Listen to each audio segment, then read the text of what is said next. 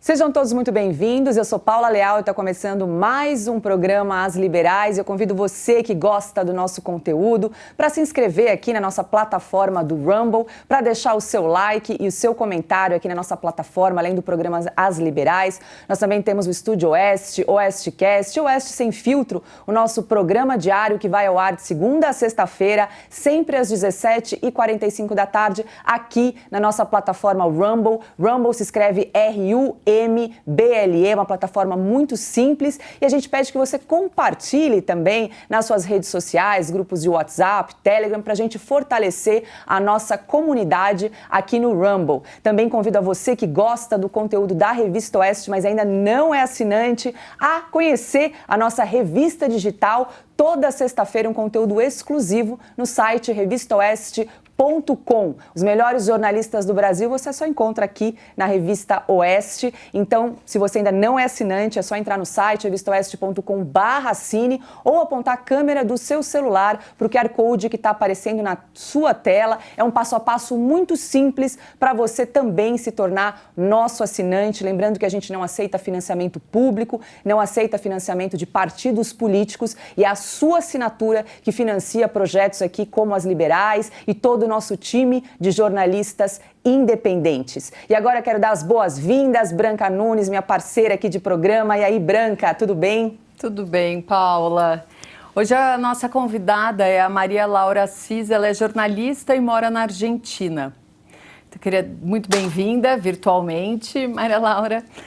Eu queria que você que a gente começasse esse programa, né? Porque a gente vive um momento de ascensão da esquerda na América Latina.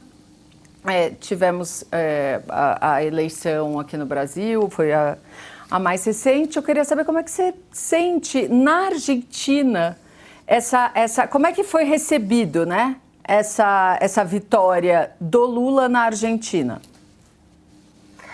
Bom, primeiramente, boa tarde, meninas. Paula, Branca, é um prazer estar aqui com toda a nossa audiência. Acho que a gente já teve uma pequena demonstração como a Argentina recebeu a notícia da vitória de Lula da Silva. Primeiramente, tendo em conta que Alberto Fernandes, o presidente argentino, foi o primeiro a visitar o Lula da Silva aí no Brasil, assim que nós soubemos da vitória de Lula. Então, aí já temos uma demonstração de qual foi o sentimento do presidente da Argentina a respeito da vitória do Lula. Ao mesmo tempo, lembrando que nem bem o presidente argentino ficou sabendo da vitória do presidente Lula, o presidente argentino já foi pedir algumas ajudas financeiras para o presidente brasileiro, como foi assim o caso da extensão do gasoduto Néstor Kirchner e também uma moeda comum, da qual vamos falar um pouco mais adiante. Você tocou em vários assuntos, Laura, que a gente vai tocar aí ao longo do programa, mas voltando um pouco, esse ano a Argentina tem eleições, né? Queria que você contasse como é que está esse cenário para eleições, os candidatos ainda não foram definidos. A gente estava conversando aqui um pouquinho antes do programa começar, como é que funcionam as prévias na Argentina. Queria que você explicasse um pouquinho para a gente. Isso mesmo, ainda o cenário é muito recente para definir quais candidatos vão disputar ou não as eleições. O único candidato que está 100% confirmado é o liberal Javier Milei.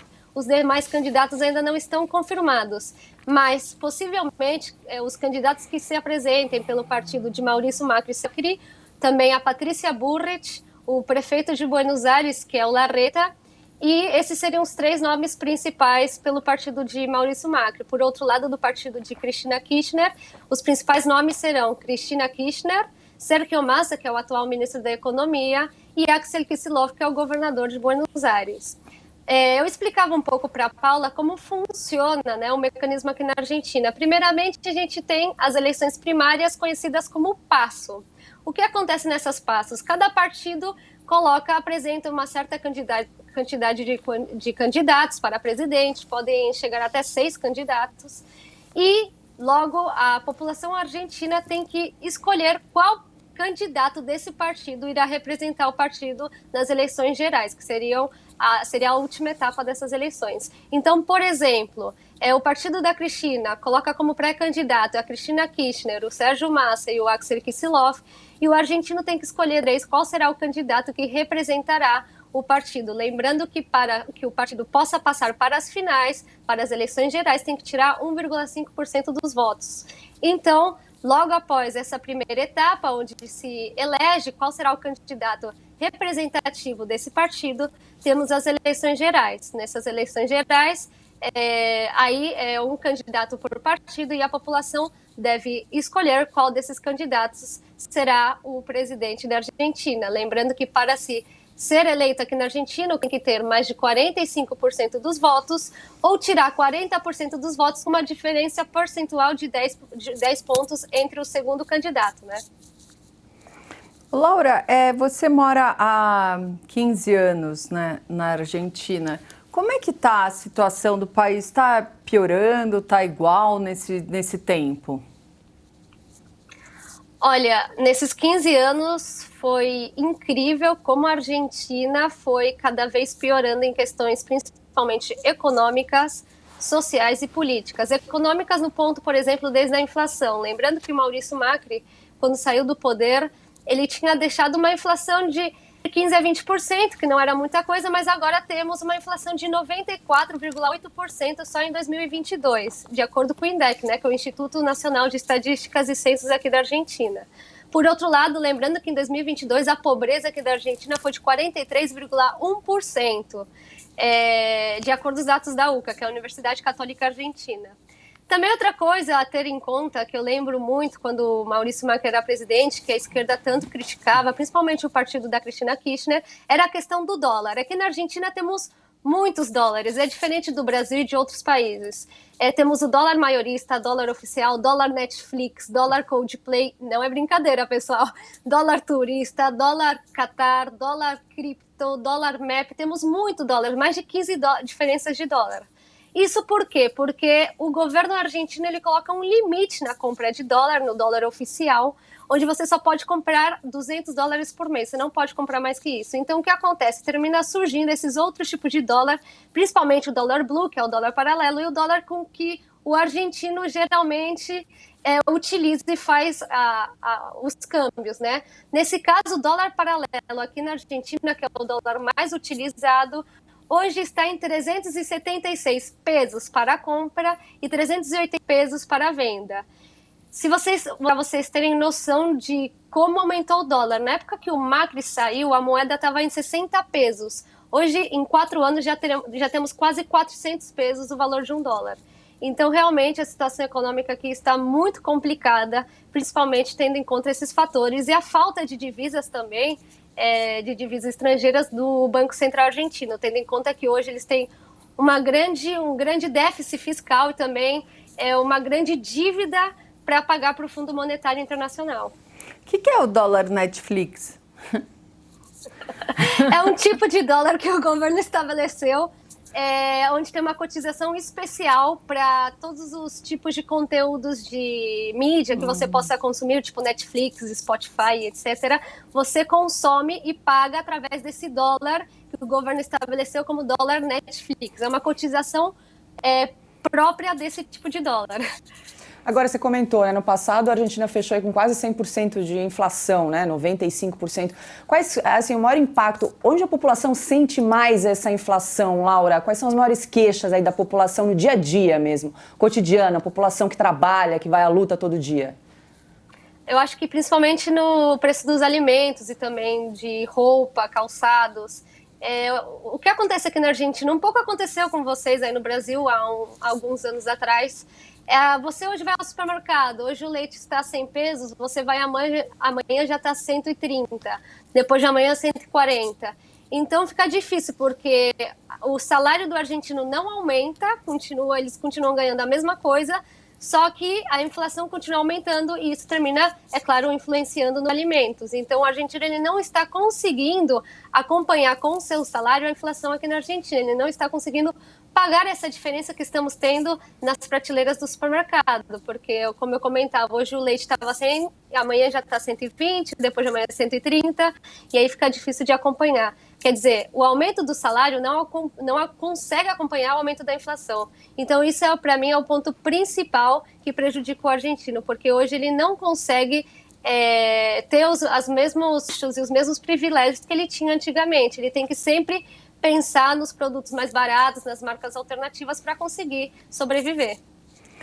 Laura, aqui em São Paulo, né, a gente anda na rua e sente a pobreza na rua, assim, teve um aumento de moradores de rua muito grande nos últimos anos. Eu queria saber como se na Argentina também você tem essa sensação ao andar na rua.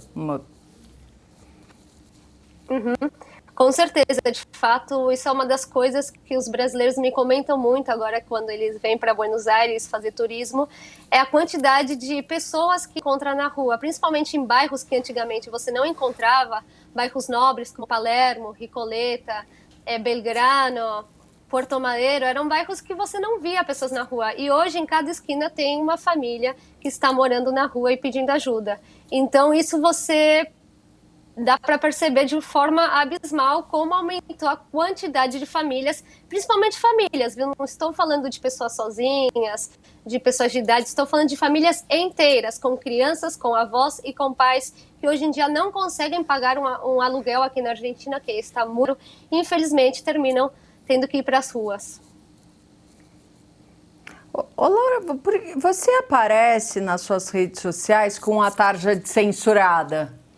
Explica um pouquinho para os nossos espectadores por que você resolveu colocar essa tarja.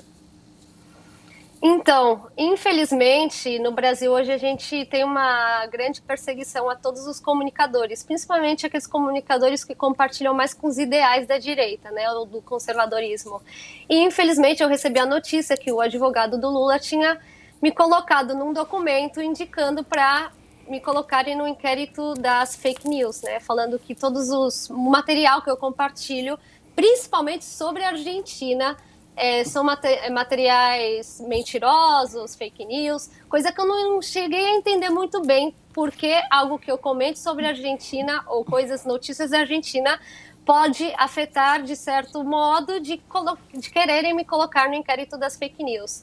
E hoje o Brasil é um país muito perigoso para as pessoas que trabalham com jornalismo, que trabalham com comunicação, não só pela perseguição por parte de certos poderes, como também pela violência, né? Em outubro, né, do ano passado, quando foram as eleições, eu até participei da Jovem Pan, comentei um pouco do que aconteceu comigo. Eu estava na fila da votação para votar aqui na Embaixada do Brasil e um militante da esquerda me agrediu de forma inesperada. E não só isso, não só me agrediu, como depois que eu fiz a denúncia, um mês depois, a polícia veio até minha casa falando que ele estava me denunciando por discriminação.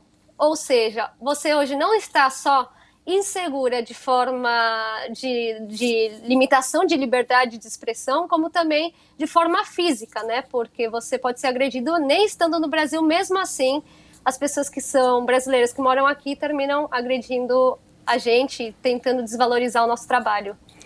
E como é que é ser jornalista aí na Argentina, Laura? Assim... Eu queria saber se essa censura, também só juntando essa pergunta com a Paula, se essa censura que a gente vê no Brasil, que ela está acontecendo, ela também está aí, mas por parte do governo argentino, né? Sim, acontece. O lado positivo de tudo isso, para mim, é que como eu sou brasileira, o governo argentino ele não tenta encrencar com a minha figura, mas não acontece assim com outros colegas que sim são jornalistas e que até já foram presos por questões de opinião, como no Brasil. Mas, para a minha pessoa, hoje em dia a Argentina é um lugar mais seguro, por isso que eu estou aqui, porque eu posso continuar trabalhando e, de certa forma, mais segura. Mesmo assim, sim, temos perseguição aqui na Argentina, não por parte da Corte Suprema, senão por parte do Executivo, né, da Cristina Kirchner e de seus companheiros. E você acha que tem chance da Cristina Kirchner tentar aí mais uma vez uma eleição, Laura? Foi condenada, né? Lembrando que ela foi condenada no final do ano passado por corrupção, né? Uhum. Com certeza, ela foi condenada, isso igual não limita a possibilidade dela tentar uma reeleição. E sim, é muito possível, principalmente tendo em conta agora que o Lula foi reeleito. Eu acho que ele vai tentar ajudar bastante a Cristina na campanha dela. De fato, o dia que o Lula foi eleito, que o Alberto Fernandes foi para lá, ele levou um boné com o nome da Cristina. O Lula colocou o boné com esse nome da Cristina, fazendo já campanha política para ela. Ela diz no momento que não vai se apresentar, mas possivelmente isso sim, existe a possibilidade que isso realmente aconteça. Por mais que hoje em dia ela fala que não vai acontecer, é possível, principalmente agora que ela sabe que ela tem o apoio do Lula e de vários outros países aqui da América Latina. E você mencionou antes que o Javier Milei, né, já é pelo menos um candidato certo, garantido aí para essas eleições. E faz uma comparação com o Jair Bolsonaro. Né? Você acha que é pertinente essa comparação? Você acha que eles têm semelhanças? Como é que você vê essas duas figuras políticas? Olha, em certos pontos eles têm algumas semelhanças, mas em outros não. Principalmente tendo em conta que o Javier Milei é um outsider, ele entrou recentemente na política, faz um ano e meio que ele está atuando como deputado no Congresso. Então, diferente do Bolsonaro, que já tinha uma trajetória política muito maior, mais comprida, o Javier Milei é muito recente em tudo isso. Por outro lado, ele é muito parecido com o Bolsonaro em certas questões, como a questão da batalha cultural, do movimento pró-vida, né, que é a favor da vida contra o aborto, a favor de uma economia mais liberal, do corte de gastos públicos, da reforma tributária, da aportação livre de armas. Então você tem sim certas pautas que são muito semelhantes com as do Jair Bolsonaro, mas em outro ponto ele é diferente no sentido de, primeiro, que ele não é conservador, ele é liberal, então ele sim defende algumas pautas do conservadorismo, mas não todas em sua totalidade. E por outro lado, ele está começando, né, pedalando agora dentro do mundo da política. Ele está recentemente formando um partido político, o partido dele é muito recente, e isso dificulta com que ele possa ganhar, talvez, essas eleições, sim, possivelmente, umas próximas, mas as atuais é um pouco mais difícil, tendo em conta que ainda o partido dele é muito recente, e na Argentina a gente tem dois partidos muito grandes, que é o partido do Maurício Macri, o Juntos por el Cambio, a coalizão dele, e o Frente de Todos, que é a coalizão da Cristina Kirchner. E são dois partidos com muito peso aqui no país. O que representaria, Laura, mais uma vitória da esquerda aí na Argentina? Eu acho que representaria o fracasso total do país, né? Eu acho que o país, caso realmente a Cristina vença ou algum candidato do partido dela, a Argentina não tem volta atrás. Não tem volta atrás porque é o que a gente comentava. Já temos uma inflação de quase 100%.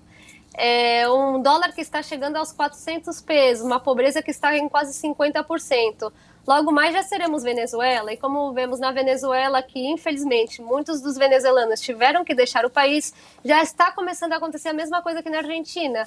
Muitos jovens deixaram o país, principalmente depois da pandemia, muitos tiveram que abandonar a Argentina, e você começa a ver também famílias, até mesmo conhecer muitas famílias que estavam indo para o Brasil em busca de uma oportunidade melhor, principalmente economicamente falando, né?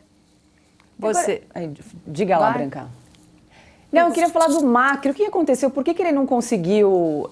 Quais foram os principais erros do Maurício Macri? Porque foi ali uma esperança, né, de uma volta, de uma reviravolta na Argentina e que acabou não tendo uma continuidade do trabalho, né, Laura? Então, o principal problema e dificuldade que o Maurício Macri teve foi os sindicatos aqui.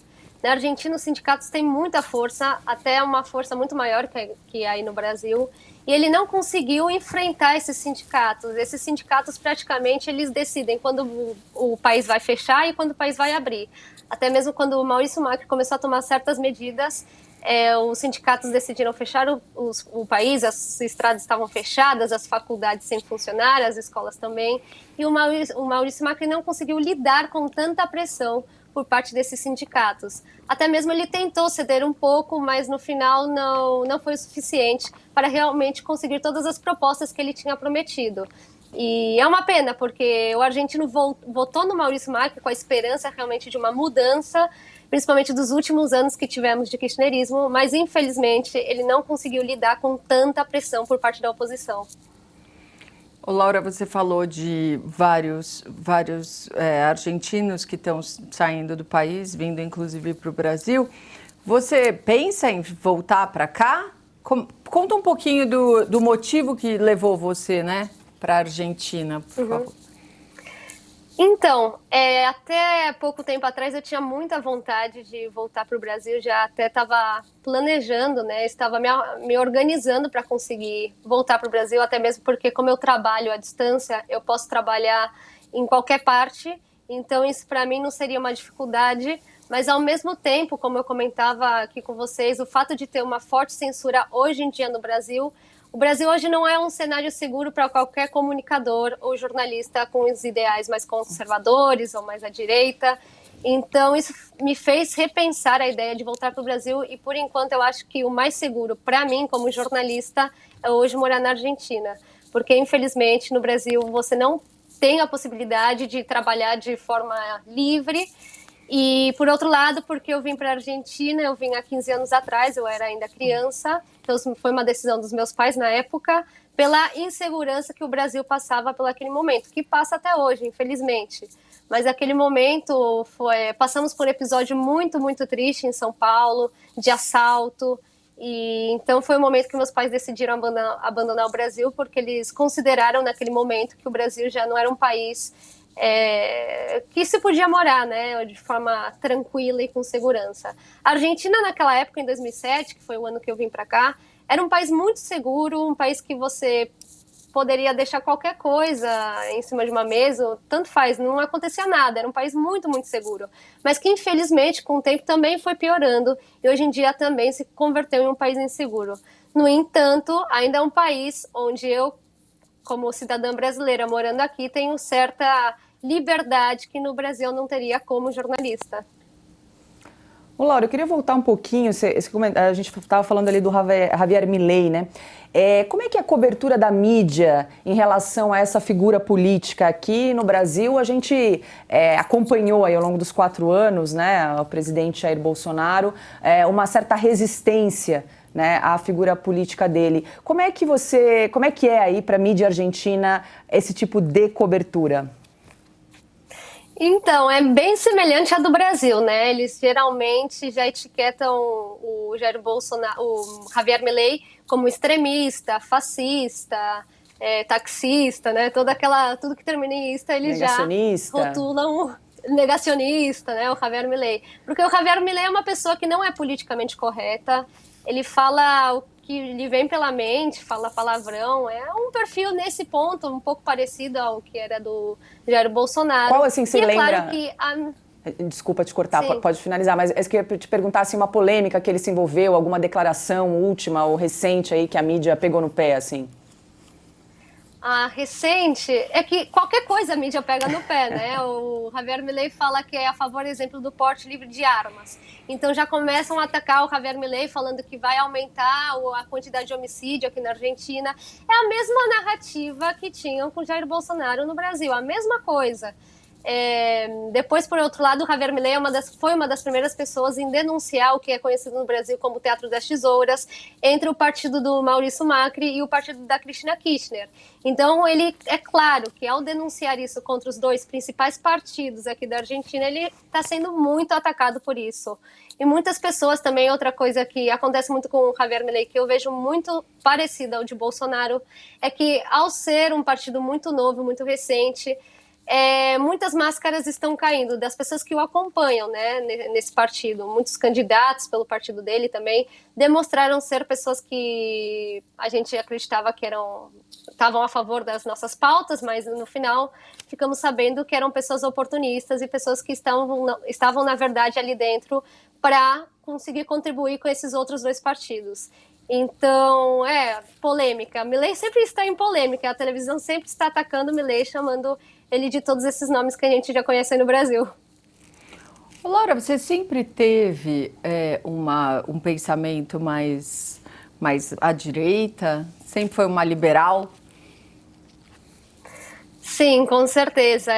Eu sempre fui... Eu acho que isso tem muito a ver, claro, com o pilar fundamental de qualquer ser humano, que é a família. Minha família sempre me ensinou, né, de uma certa forma mais conservadora, sempre estudei em escola católica, só que, surpreendentemente, eu estudei numa faculdade pública, que é a UBA, a Universidade de Buenos Aires, aqui na Argentina, que, como no Brasil e como qualquer faculdade pública, está predominada pela esquerda. E muitas pessoas perguntam, como é que você conseguiu estudar numa faculdade pública e sobreviver e não virar de esquerda? E é o que eu falo, porque eu tinha esse pilar fundamental que é a família. E quando você tem uma família que te sustenta e te ajuda em qualquer dificuldade, eu acho muito difícil que o filho, ou no caso que era eu, termine indo para o outro lado. Por isso, muitos pais, quando me vêm perguntar, falando, você acha que meu filho deve estudar na UBA? Ou você acha que eu devo levá-lo a uma faculdade particular? Eu sempre falo, leva para a faculdade pública, porque se a gente não ocupa esses espaços, outros estarão ocupando, e isso é um direito que a gente tem.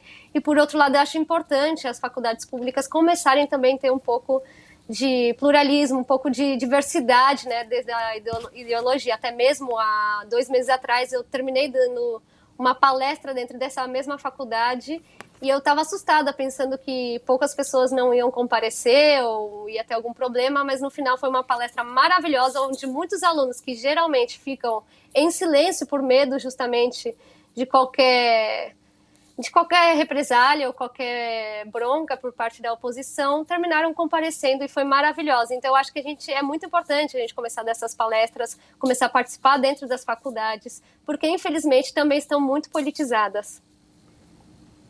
Laura, eu queria voltar, a gente está falando aí de Lula e Alberto Fernandes. Lula esteve recentemente aí na Argentina, você até comentou a discussão sobre uma moeda única para transações comerciais entre Brasil e Argentina e talvez até outros países aqui da América do Sul. Como é que foi a recepção dessa ideia, né? Porque a gente até conversou com alguns economistas aqui no Brasil para tentar entender como é que isso se daria na prática, né? Teria que ter um banco central independente para fazer aí exatamente, que não existe. Então, assim, tem uma série de questões de ordem prática e operacional que parece que não foram discutidas, né? E muito se falou que hoje a Argentina não tem uma moeda, né? O peso está muito desvalorizado, vocês acabam utilizando o dólar. Então, eu queria saber como é que foi a recepção dessa conversa. Aqui foi ruim, pegou mal, né?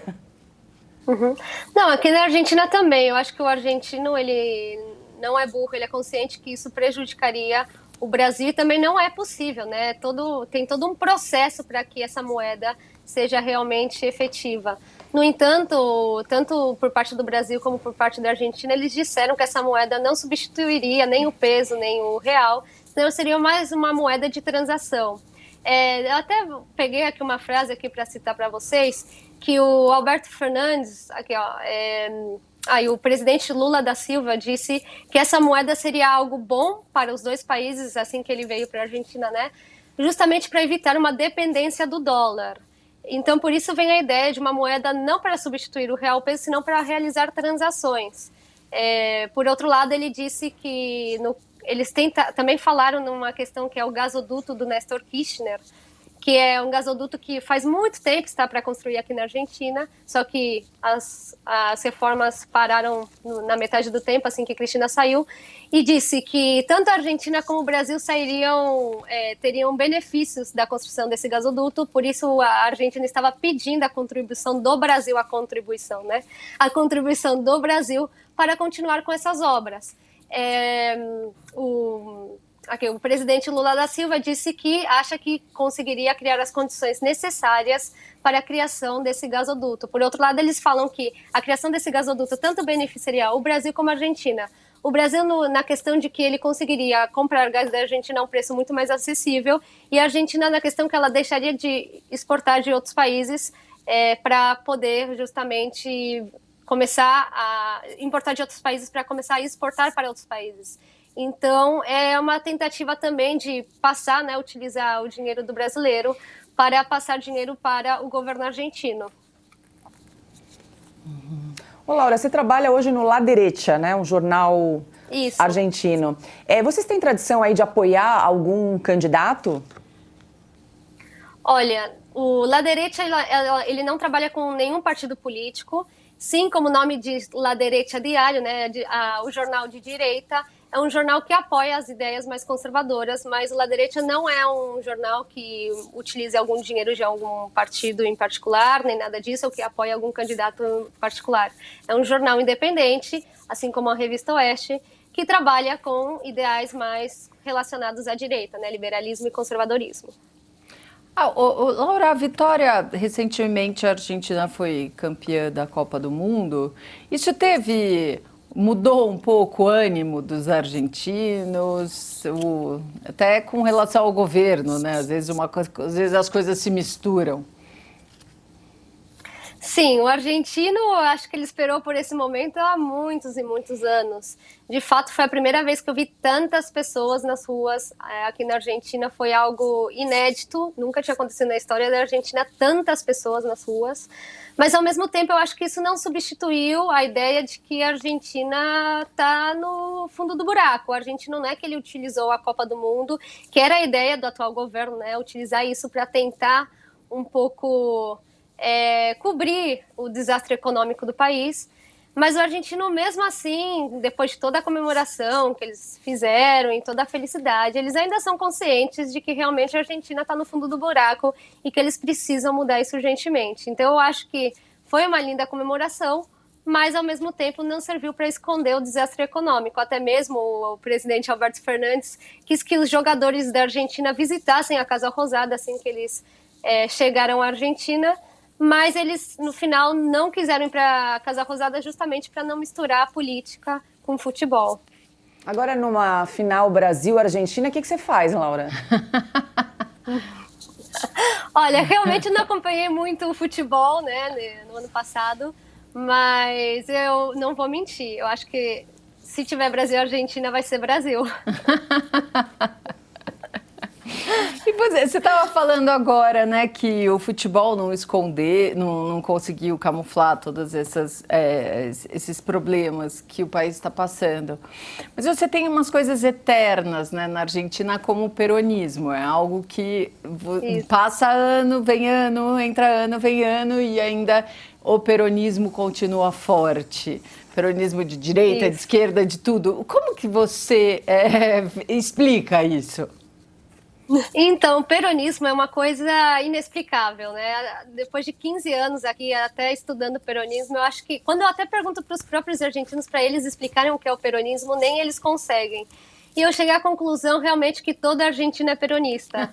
Primeiro você tem que ter em conta que Perón, na verdade, era um ex-militar, né? Perón sempre foi com certos ideais, no começo, mais conservadores, contra aborto e qualquer pauta assim, mais progressista, mas, ao mesmo tempo, ele era socialista, sempre lutando pelos direitos dos trabalhadores, populista e aquelas narrativas da esquerda. Então, hoje você tem pessoas, até mesmo que são kirchneristas, por exemplo, porque o kirchnerismo veio do peronismo, né? Uma ala do peronismo.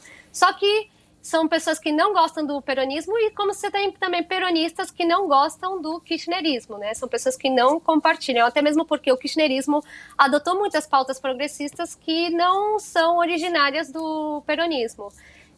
Depois a gente teve a figura de Evita Perón, que também representou tanto os direitos das mulheres. Então é um pouco estranho explicar peronismo, porque os peronistas odeiam os militares, mas ao mesmo tempo Perón era militar. Então como você consegue explicar isso?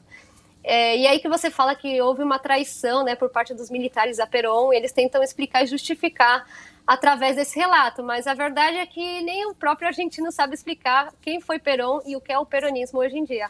Só sei e posso afirmar que todos os argentinos são peronistas. Como é que supera isso, hein, Laura? Essa onda. É difícil, mas é possível, né?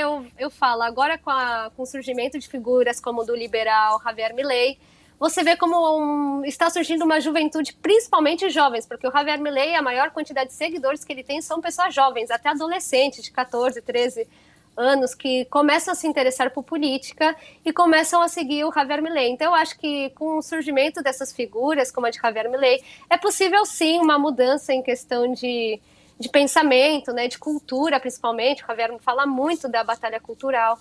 E eu acho que se a gente vai por esse caminho daqui a alguns anos, a gente consegue mudar um pouco esse caminho de peronismo a talvez um caminho mais liberal, né?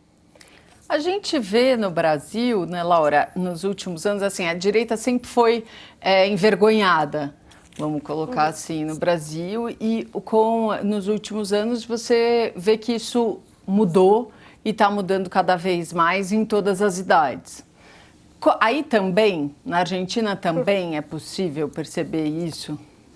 Sim, eu acho que ainda na Argentina a direita é mais envergonhada que no Brasil, porque no Brasil a gente já teve os 4 anos de Jair Bolsonaro, que de certa forma encorajou que as pessoas expressassem mais, né, as pessoas de direita, o que pensavam, já que na Argentina ainda não tivemos essa época. Caso o Javier Milei seja eleito presidente, pode ser que a gente comece a experimentar um pouco disso, mas ainda é tudo muito recente, né? O jovem talvez se expressa um pouquinho mais, como eu comentava, a maior quantidade de seguidores deles são dos jovens, bem diferente do Brasil, né? Que não aconteceu no Brasil em questão com jovens tanto, senão mais em famílias ou pessoas mais de idade. Só que aqui na Argentina são os jovens. De fato, a gente fala que se a Cristina novamente for eleita, vai ser uma decisão por parte das pessoas de idade, não do jovem, porque o jovem hoje está completamente alinhado com Javier Milei.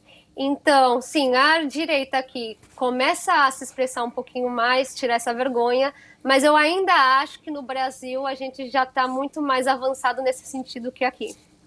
E além do La Derecha, tem outros veículos assim nessa linha? Como é que está a imprensa nesse lado um pouco mais liberal, conservador? Então, esse é outro ponto complicado aqui na Argentina. Ainda aqui na Argentina a gente não tem essa tradição, principalmente as pessoas mais de idades, dos 40 anos para cima, né? Tirando os jovens, de usar tantas redes sociais como YouTube, Rumble e outras plataformas.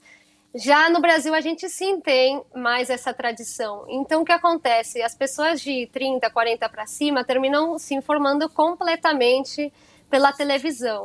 E agora, 8 anos atrás, que é a quantidade, né, que existe o La Derecha Diaria, um pouquinho mais, um pouquinho menos, foi quando realmente começaram a surgir essas mídias alternativas aqui na Argentina. Mas, tirando o La Derecha Diário, que é hoje o jornal mais forte, independente aqui da Argentina, infelizmente não temos outros meios de comunicação. Por isso eles tentaram censurar o La Derecha. Aliás, o La Derecha Diário está censurado no Brasil. O TSE censurou o La Derecha Diário. Quer dizer que nenhum brasileiro pode hoje acessar o La Derecha Diário, por conta justamente que o La Derecha Diário é o único meio forte aqui da Argentina que questiona certos fatores que outros meios de comunicação aqui não fazem, como no Brasil, né? A mídia tradicional geralmente já tem uma narrativa, uma estrutura armada, uma agenda setting, como a gente fala. E, infelizmente, aqui na Argentina são poucos ainda os meios que surgiram. Mas eu acredito que com o tempo, e principalmente agora com o surgimento da figura de Javier Milei e outras figuras mais à direita, eu acredito sim que o argentino vai começar a utilizar mais as plataformas. E o Javier Milei sempre fala para os jovens justamente começar a ensinar as pessoas mais de idade a dependerem da televisão. Laura, é online o jornal? O La Derecha Diário, sim, é online. Você pode acessar a página, está em todas as plataformas digitais possíveis. Mas aqui do Brasil está bloqueado esse endereço? Está bloqueado as plataformas do La Derecha Diário. Tá. Mas consegue acessar entrando no endereço. Isso, no endereço deles. Qual é o endereço? www.laderechadiario.com.ar. Laura, a gente está se encaminhando aqui para o final do nosso bate-papo. Queria te perguntar, você vem muito ao Brasil? Como é que é? Sim, todos os anos eu estou no Brasil, principalmente na época de verão ou férias de inverno. Eu estava recentemente no Brasil, infelizmente tive que vir para a Argentina por questão que eu tinha que trabalhar justamente como jornalista e tinha muitas coisas que eu não ia poder falar aí no Brasil, que eu ia ter que ficar calada e certos temas que eu sim gostaria de comunicar, principalmente ao povo argentino. Então eu preferi, por uma questão de segurança, como eu já falei, vir para a Argentina para poder fazer o meu trabalho de forma segura. Como é que você vê isso, essa proibição cada vez maior, né? Triste, né? Triste pensar que alguém que é jornalista ou alguém que trabalha com o público, como é o caso de influenciadores, ou até mesmo os políticos na Argentina, tendo que ir do próprio país para poder trabalhar. Eu acho realmente isso muito grave, e principalmente me preocupa que ninguém esteja falando do tema, né? Eu tenho que compartilhar isso no mundo, mas são poucas pessoas que falam do que está acontecendo no Brasil. A gente está muito parecido com o que está acontecendo na Nicarágua, em Cuba, na Venezuela, pessoas sendo perseguidas simplesmente por suas ações. O Brasil já dá opinião, né? E pelo fato de falar muito do Fórum de São Paulo, você não só sofre perseguição por parte do Brasil, principalmente, mas também de outros países. Então, a gente sempre tem que estar muitas, até mesmo como eu comentava, por questão de agressão física, agressão psicológica, qualquer tipo de agressão, a gente sofre constantemente. E por isso que a gente tem que buscar os lugares mais para a gente poder continuar fazendo o nosso trabalho. Laura, muito obrigada aqui pela sua participação no programa As Liberais. A gente já faz o convite para você voltar presencialmente quando vier ao Brasil. Está feito o convite para a gente fazer mais um bate-papo, mais uma rodada, ainda mais que esse ano é ano de eleição na Argentina. Tenho certeza aí que vai ter muita notícia para a gente comentar aí ao longo do ano. Obrigada mesmo. Que é isso, obrigada a vocês, Paulo e Branca. Realmente foi um prazer participar desse programa. E eu vou compartilhar com todas as pessoas aqui da Argentina o programa de vocês. Sei que o idioma às vezes parece ser uma barreira, mas incrivelmente muito argentino se preocupa pelo Brasil e muito argentino quer saber o que está acontecendo no Brasil. Então é isso, pessoal. Muito obrigada a toda a nossa audiência. Claro, assim que eu estiver no Brasil, eu me comunico para vocês para a gente se conhecer pessoalmente. Combinadíssimo. Obrigada. Mais uma vez, obrigada a você, a nossa audiência, pela companhia. Convido você a se inscrever aqui na nossa plataforma do Rumble. Deixe o seu comentário, deixe o seu like e compartilhe o nosso link nas suas redes sociais, grupos de WhatsApp, de Telegram. É muito importante que esse programa chegue cada vez a mais pessoas para a gente fortalecer a nossa comunidade aqui no Rumble. Além do programa As Liberais, tem o Oestcast, Estúdio Oeste, Oeste Sem Filtro, de segunda a sexta-feira às 17h45. E faço um convite a você que gosta do nosso conteúdo, assine a Revista Oeste. Toda semana tem um conteúdo exclusivo no site revistaoeste.com. Para assinar é muito simples, é só apontar a câmera do seu celular para o QR Code que está aparecendo ou entrar no site revistaoeste.com/assine. É um passo a passo rapidinho para você conseguir acessar os textos hoje dos melhores jornalistas do Brasil. Lembrando que a gente não aceita financiamento público, por isso a sua assinatura financia o nosso projeto, o nosso jornalismo independente. Muito obrigada, até uma próxima.